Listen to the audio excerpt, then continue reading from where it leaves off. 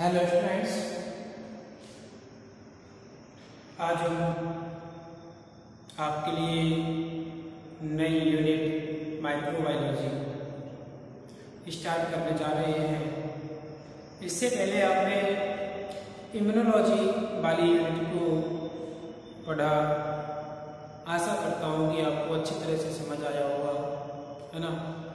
और उन्हें से देखने के लिए आप जो है मेरे YouTube channel zoology classes by Rajesh Saini के नाम से सर्च कर सकते हैं, राइट। तो आज हम नया यूनिट माइक्रोबायोलॉजी स्टार्ट कर रहे हैं, जिसमें हमारा आज का टॉपिक है इंट्रोडक्शन ऑफ माइक्रोबायोलॉजी, यानी कि सूक्ष्म जीव विज्ञान का परिचय।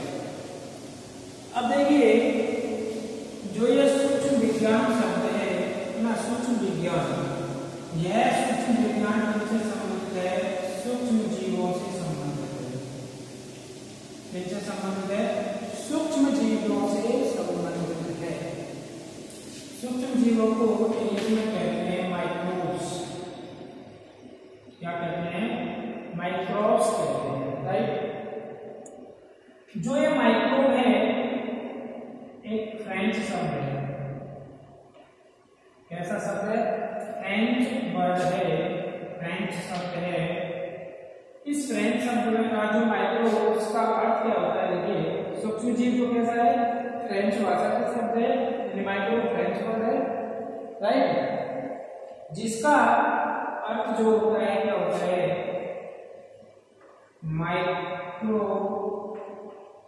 Microscopic organism. जो सूक्ष्म जीव फ्रेंच भाषा का शब्द है माइक्रोब्स, सूक्ष्म भाषा फ्रेंच भाषा का शब्द है, उसका अर्थ क्या है? Microscopic organism. यानी कि माइक्रोस्कोपिक का मतलब होता है सूक्ष्म दर्शी जीवक, ठीक है। यानी कि ऐसे जीवक जो सूक्ष्मदर्शी की सहायता से देखे जाते हैं, क्या कहलाते हैं? माइक्रोब्स कहलाते हैं, राइट। माइक्रोब कहलाते हैं, राइट। एक शब्द है कि जो हमारी नेत्र होती है, मनुष्य की नेत्र होती है, वह मनुष्य की नेत्र 0.1 mm व्यास की वस्तु को आसानी से देख सकती है। जो मनुष्य की नेत्र है वो 0.1 mm व्यास की वस्तु को आसानी से देख सकती है। अतः कह सकते हैं कि ऐसे ऑर्गेनिज्म जो 0.1 mm से छोटे होते हैं क्या कहलाते हैं? सूक्ष्म जीव या माइक्रोब्स कहलाते हैं। क्योंकि सूक्ष्म जीव कैसे हैं? सूक्ष्मदर्शी हैं, अर्थात उन्हें हमारी आंखों से देखा नहीं जा सकता। उन्हें केवल किसकी सहायता देखा जा सकता है? सूक्ष्मदर्शी की सहायता से देखा जा सकता है। ऐसे जीवों को हम क्या कह रहे हैं? सूक्ष्म जीव कह रहे हैं, राइट।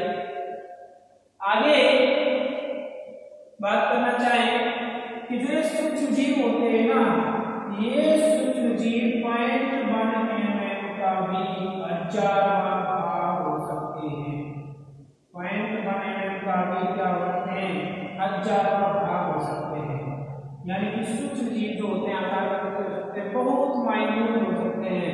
इसका मतलब क्या हो गया कि कितने आकार में हो सकते हैं? 0.0001 mm के हो सकते हैं।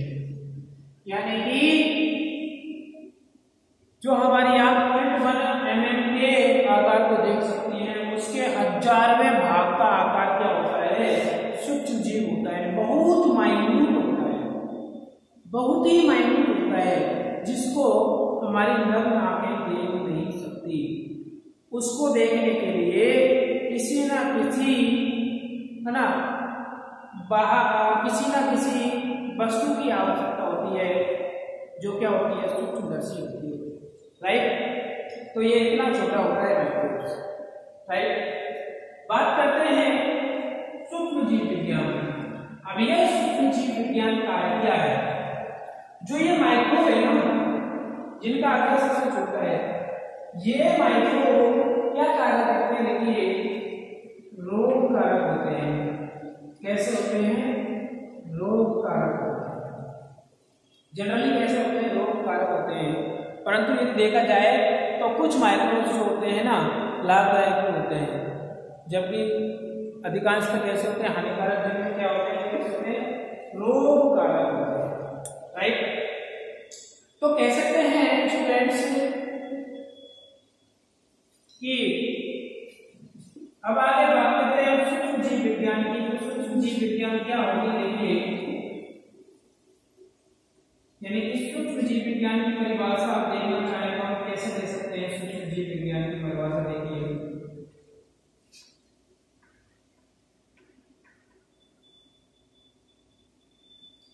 यानी कि जीव विज्ञान की वह शाखा, जीव विज्ञान की वह शाखा जिसके अंतर्गत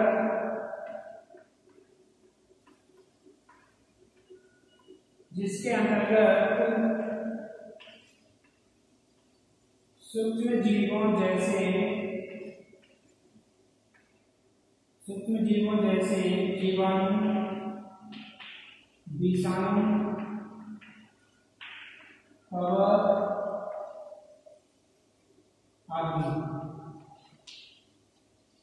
आदि के जीवन चक्र एवं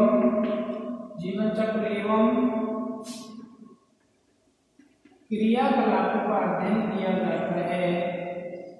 क्रियाकलापों का अध्ययन किया जाता है।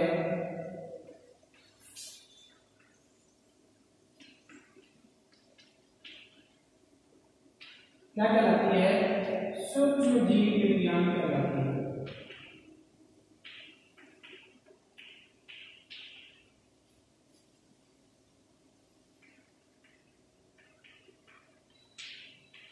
राइट। यानी कि जीव विज्ञान की वह शाखा जिसके अंतर्गत सूक्ष्म जीवों जैसे सूक्ष्म जीवों जैसे जीवाणु, विषाणु, कवक, प्रोटोजोआ आदि के जीवन चक्र, उनकी लाइफ साइकिल कैसी है एवं क्रियाकलाप वो किस तरह से फंक्शन करते हैं, किस तरह से हमारे लिए वो रोगकारक होते हैं, किस तरह से वो हमारे लिए लाभदायक होते हैं, आदि का अध्ययन किया जाता है, उसे हम क्या कहते हैं? सूक्ष्म जीव विज्ञान कहते हैं। राइट। यानी कि ब्रांच ऑफ बायोलॉजी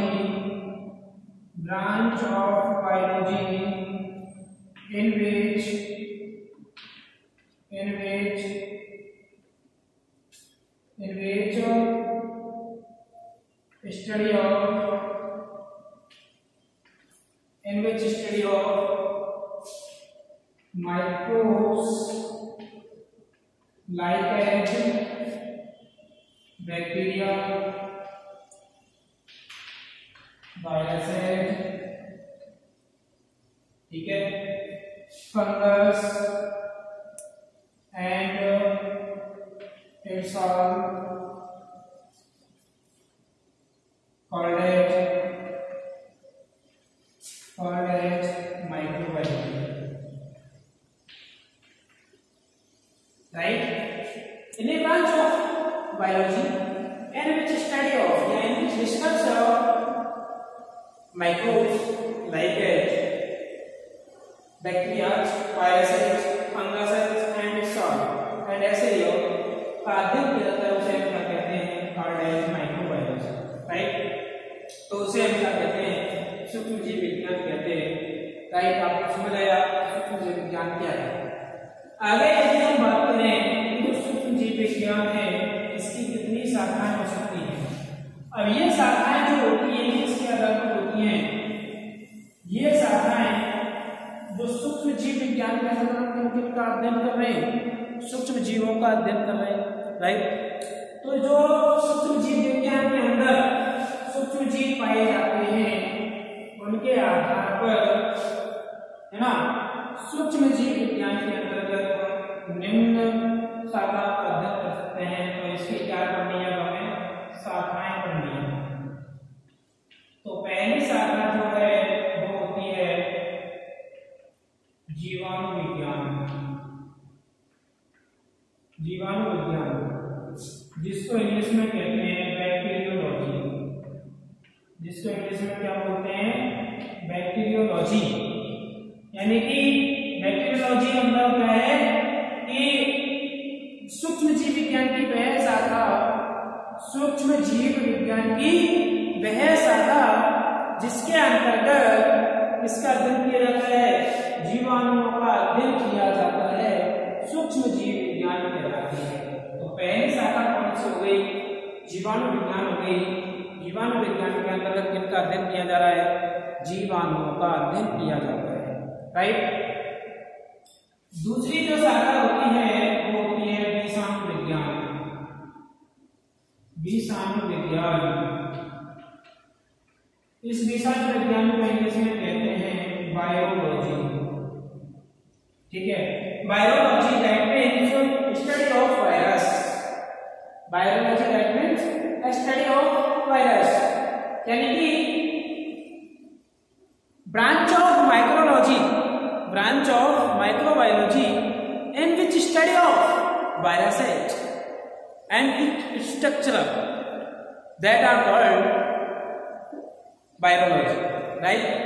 यानी कि सूक्ष्म जीव विज्ञान की वह शाखा जिसके अंतर्गत विषाणुओं और उनकी संरचना का अध्ययन किया जाता है, क्या कहलाती है, विषाणु विज्ञान कहलाती है, राइट। तीसरा आता है कवक विज्ञान। कवक विज्ञान को इंग्लिश में कहते हैं माइक्रोलॉजी, राइट। यानी कि branch of microbiology in which study of fungi, right, that called micrology. यानी कि सूक्ष्म जीव विज्ञान की वह शाखा जिसके अंतर्गत कवकों का अध्ययन किया जाता है, कवक विज्ञान कहलाती है, राइट। चौथी शाखा जिसकी बात करें हम वो हो सकती है आदि जंतु विज्ञान। आदि जंतु विज्ञान यानी कि इसके इंग्लिश में बोलते हैं प्रोटोजोआ या प्रोटोजोलॉजी। इसको क्या बोलते हैं, प्रोटोजोलॉजी। यानी कि branch of microbiology in which study of protozoal animals called as protozoology. यानी कि प्रोटोजोआ जो जंतु होते हैं ना, प्रोटोजोअन जंतुओं को हम क्या कहते हैं, आदि जंतु कहते हैं। आदि जंतु क्यों कहते हैं, देखिए प्रोटोजोआ दो शब्द हैं इसमें, प्रो प्लस या प्रोटो प्लस जोआ। प्रोटो का मतलब क्या है, प्रिमिटिव होता है। प्रोटो का मतलब क्या होता है, प्रिमिटिव। जोआ का मतलब होता है एनिमल, राइट। प्रिमिटिव का मतलब हिंदी में क्या होता है, आदि या आदिम होता नहीं होता है। एक प्रिमिटिव होता है, लेकिन एक एडवांस होता है। एडवांस का मतलब क्या होता है, प्रागत, और इसका मतलब आदिम। प्रागत मतलब आधुनिक, आदिम का मतलब प्राचीन। तो प्रोटोजोआ जंतु प्राचीन है नहीं है, इस वजह से प्रोटोजोआ को हम क्या बोलते हैं, आदिम जंतु या आदि जंतु, राइट। तो सूक्ष्म जीव विज्ञान की वह शाखा जिसके अंतर्गत प्रोटोजोअन जंतुओं का अध्ययन किया जाता है, प्रोटोजोलॉजी कहलाती है, राइट। तो इस तरह की जो होती है सूक्ष्म जीव विज्ञान की शाखाएं कहलाती हैं, ठीक है। क्या कहलाती हैं, सूक्ष्म जीव विज्ञान की शाखाएं कहलाती हैं। आगे यदि हम बात करें कि इसका क्या इतिहास है, ये जो सूक्ष्म जीव विज्ञान है, इस सूक्ष्म जीव विज्ञान का क्या इतिहास रहा है, इसको हम कब से जानते हैं, राइट। वैसे देखा जाए तो जो सूक्ष्म जीव विज्ञान का एक वास्तविक रूप उभर के आया है, जो वर्तमान में आया है, 19वीं शताब्दी में आया है, राइट। लेकिन जो माइक्रोबायोलॉजी है इसका उपयोग 19वीं शताब्दी से पहले भी बहुत अधिक मात्रा में किया जाता था, लेकिन उसका प्रचार प्रसार इतना अधिक नहीं था जितना कि 19वीं शताब्दी में हुआ। तो प्रारंभ में जो है ना, ईसा पूर्व पहले की बात है, बेबीलोन के निवासी बेबीलोन एवं सुमेरिया के निवासी, बेबीलोन और सुमेरिया यहाँ ये देश है। बेबीलोन एवं सुमेरिया के निवासी जो क्या बनाते थे, बियर बनाते थे। और बियर कैसे बनती है? सूक्ष्म जीवों की क्रिया द्वारा बनती है, नहीं बनती है। तो इनको भी ज्ञान था, लगभग ये बात है 2000 ईसा पूर्व की बात है। कब की बात है? 2000 ईसा पूर्व की बात है। तो पहले है ना, बेबीलोन और सुमेरिया के निवासी बियर बनना जानते थे। इसके अलावा जो इजिप्ट के निवासी थे, इजिप्ट के निवासी जो थे ना, इजिप्ट भी क्या है, एक देश है। ये इजिप्ट के निवासी डबल रोटी बनाना जानते थे। डबल रोटी भी किस तरह से बनती है? सूक्ष्म जीवों की क्रिया द्वारा बनती है, नहीं बनती है? तो ये सारी चीज 2000 ईसा पूर्व से ही ज्ञात थी, परंतु इनके बारे में विस्तृत रूप से जानकारी प्राप्त नहीं थी।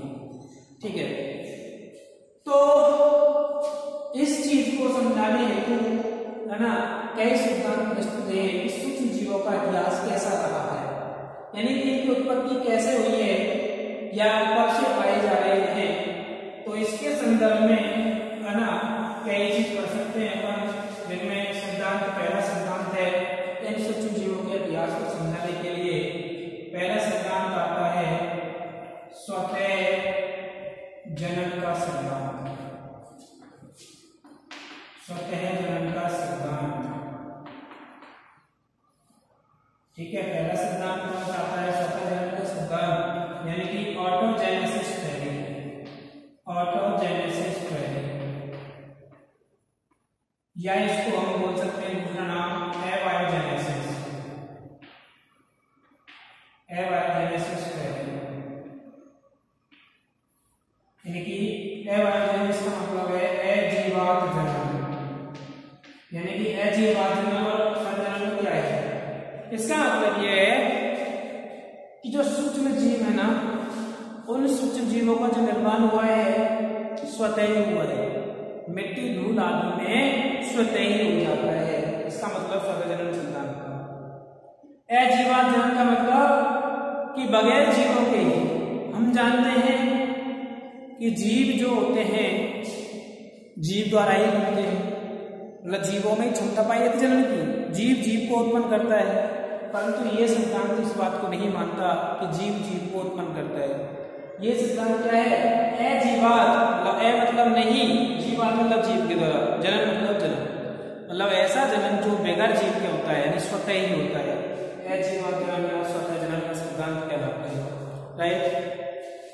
जो इस सिद्धांत का समर्थन था, किसने किया था? देखिए लेमार्क,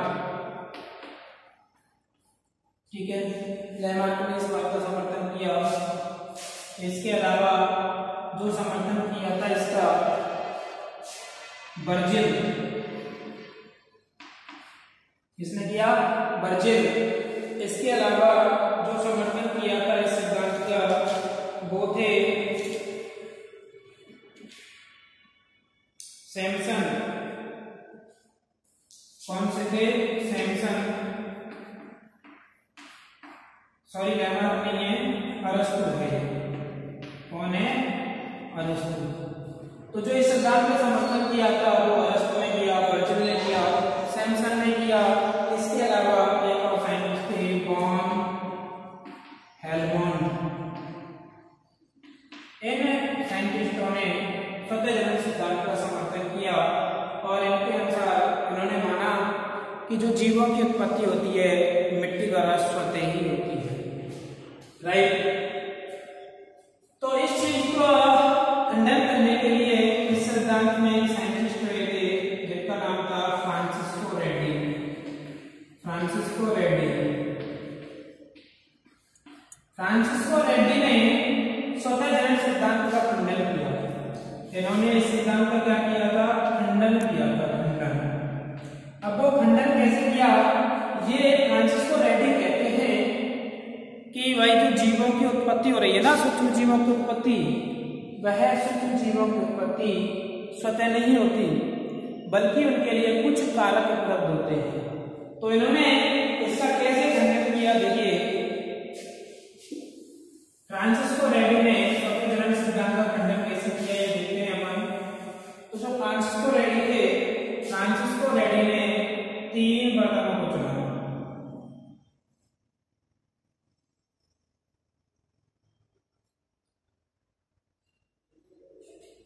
ये फर्स्ट बर्तन हो गया।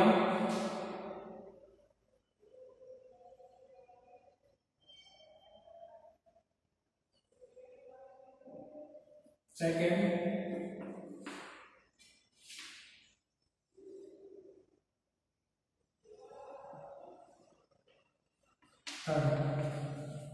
तो फ्रांसिस्को रेड्डी ने क्या किया कि जो पहला बर्तन था इसमें इसको डाला कट ऑफ मीट।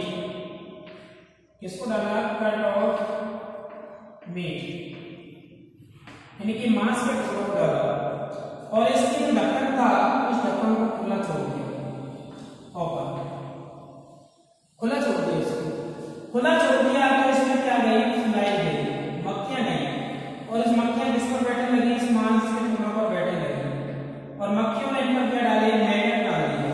ये इस तरह से मैगट हो गए।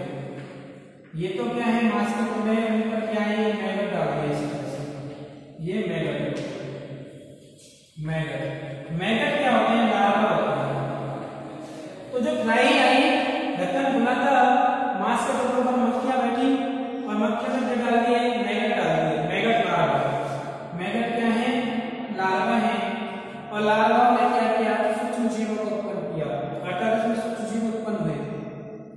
दूसरे प्रयोग में क्या किया कि ऐसे ही मांस के टुकड़ों को डाला और इस पर क्या रख दी? फर्श रख दी। इस तरह से फर्श रख दी। थोड़ा सा खुली रह सकती है फर्श, तो इसमें से भी क्या कर सकती है? फ्लाई प्रवेश कर सकती है। फ्लाई प्रवेश करेंगे इसमें क्या उत्पन्न कर सकती है? ये मैगट लार्वा उत्पन्न कर सकती है।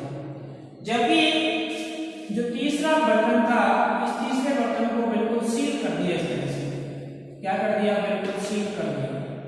सील करने से पहले इसमें क्या डाल दिया? मांस के टुकड़े डाल दिए थे। और अब इसमें जो है ना मैगट लार्वा उत्पन्न नहीं होते हैं। तो इससे रेड्डी ने निष्कर्ष निकाला कि भाई जो सूक्ष्म जीवों की उत्पत्ति होती है ना, वो स्वतः नहीं होती, बल्कि जीवों के द्वारा होती है।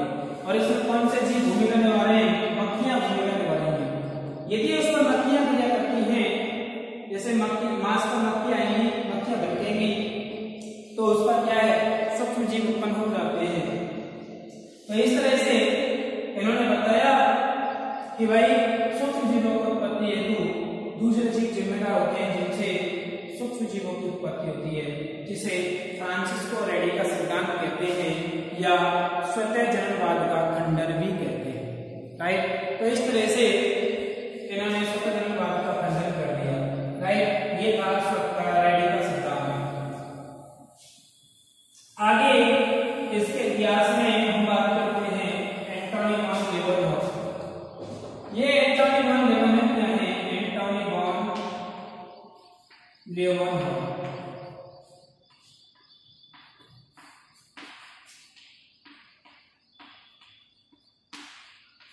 ठीक है। एंटोनी वॉन लेवनहॉफ जो होते हैं, ये है ना, ये 19वीं शताब्दी के वैज्ञानिक हैं, ठीक है। इन्होंने क्या किया था? सूक्ष्मदर्शी के आविष्कार किए। सूक्ष्मदर्शी के आविष्कार किया। इन्होंने कई सूक्ष्मदर्शियों का आविष्कार किया।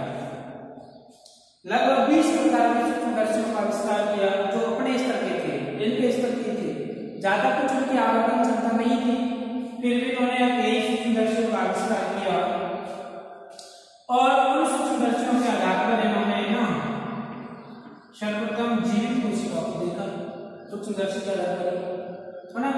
इसके अलावा इन्होंने जो दांतों की खुरचन होती है, दांतों की खुरचन आदि पर, है ना, सूक्ष्म जीवों की उपस्थिति को देखा, सूक्ष्म जीवों की उपस्थिति को देखा। किसके आधार पर देखा है? सूक्ष्म जीवों का आधार पर, क्योंकि सूक्ष्मदर्शी के आधार पर, क्योंकि सूक्ष्म जीव कैसे होते हैं? सूक्ष्मदर्शी जीव होते हैं, सूक्ष्मदर्शी की सहायता से देखे जा सकते हैं। तो इन्होंने सर्वप्रथम अपने इस तरह के सूक्ष्मदर्शी बनाए और दांतों की खुरचन पर क्या देखे? सूक्ष्म जीवों को देखा और उन सूक्ष्म जीवों का जो नाम दिया था वो नाम दिया था एनिमल्क्यूल। उन सूक्ष्मदर्शियों का नाम क्या दिया था? एनिमल्क्यूल नाम दिया, राइट। एनिमल्क्यूल बाइवा कह सकते हैं इसको, एनिमल्क्यूल बाइवा। ये कैसे थे? जीवित जंतु थे, जीवित सूक्ष्म जीव थे, जीवित सूक्ष्म जीव, जिस वजह से इनको क्या कहा? एनिमल्क्यूल बाइवा। इन्होंने इस एनिमल्क्यूल को, है ना, एक सोसाइटी थी, royal society of London, royal society of London, royal society of London, ये लंदन में है royal society of London, royal society, ठीक है। रॉयल सोसाइटी क्या करती है? जो इनके द्वारा शोध प्रस्तुत किए जाते हैं उनको आगे प्रचार प्रसार करने का कार्य करती है। तो इन्होंने जो एनिमल्क्यूल बाइवा सूक्ष्म जीव की खोज की, जो दांतों की खुरचन पर पाया जाता था, उसको रॉयल सोसाइटी ऑफ लंदन में प्रस्तुत किया और इनकी जो शोध कार्य प्रकाशित हुआ वो कार्य प्रकाशित हुआ, वो किस नाम से प्रकाशित हुआ? देखिए, secret of animalcule discovery of Antoine develop, ठीक है, किस नाम से प्रकाशित हुआ? देखिए,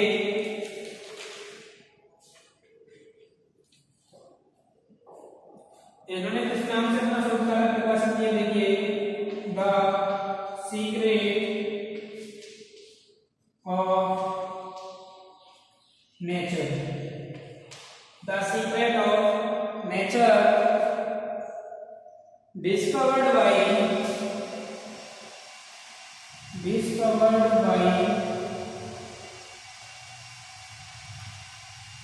Anthony von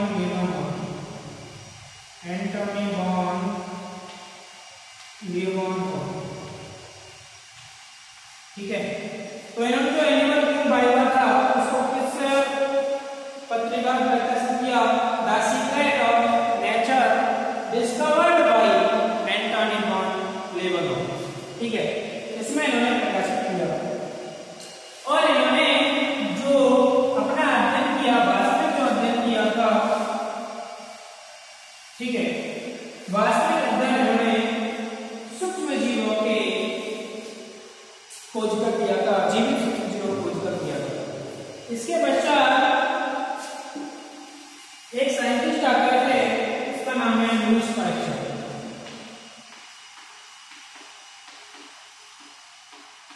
ये लुईस पास्चर सूक्ष्म जीव विज्ञान के क्षेत्र में बहुत ही फेमस साइंटिस्ट हैं, जिन्होंने सूक्ष्म जीव के क्षेत्र में बहुत ही सराहनीय कार्य किया, ठीक है। इन्होंने सर्वप्रथम पाश्चरीकरण की प्रक्रिया का अध्ययन किया, पाश्चरीकरण की प्रक्रिया का अध्ययन किया और